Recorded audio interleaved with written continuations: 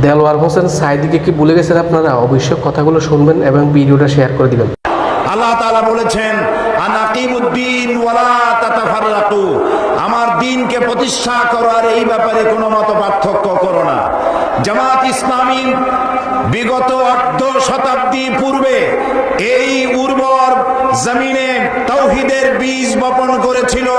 সেই বীজ থেকে চারা উদ্গত হয়ে সেই চারাটি আজ শাখায় প্রশাখায় পত্র পল্লবে ফলে ফুলে পরিশোভিত হয়ে বিশাল মহিরুহে পরিণত হয়েছে। এই জামাত ইসলামের একজন নগণ্য কর্মী হিসেবে আমি নিজেকে ধন্য মনে করি, আল্লাহর শুকরিয়া আদায় করি। জামাত ইসলামী দ্বীন প্রতিষ্ঠার প্রচার প্রসারে বিগত অর্ধশত বছর ধরে এই দেশে কোনো হাঙ্গামা, কোনো মারধর, কোনো সন্ত্রাসী তৎপরতা চালায়নি।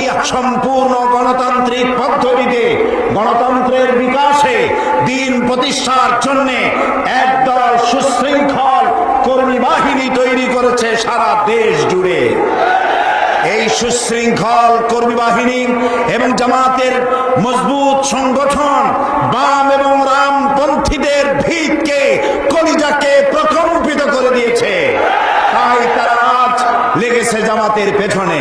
জামাত ইসলামী বিগত 4 বছর 3 মাস সরকারের অংশীদার থেকে অংশীদারিত্ব গ্রহণ করে এই সরকারের সাথে থেকে রাজনীতির চর্চা, গণতন্ত্রের বিকাশের জন্য বিশ্বস্ততার সাথে কাজ করে যাচ্ছে। জামাত ইসলামী মাওলানা মওদুদীর সাথে মতবিরোধ থাকতে পারে, কিন্তু জামাত ইসলামী কোন ইসলামী দল নয়, এমন কথা পৃথিবীতে কোনো বেয়াদব আজ পর্যন্ত বলতে পারে নাই। আমরা ইসলামী আন্দোলন করি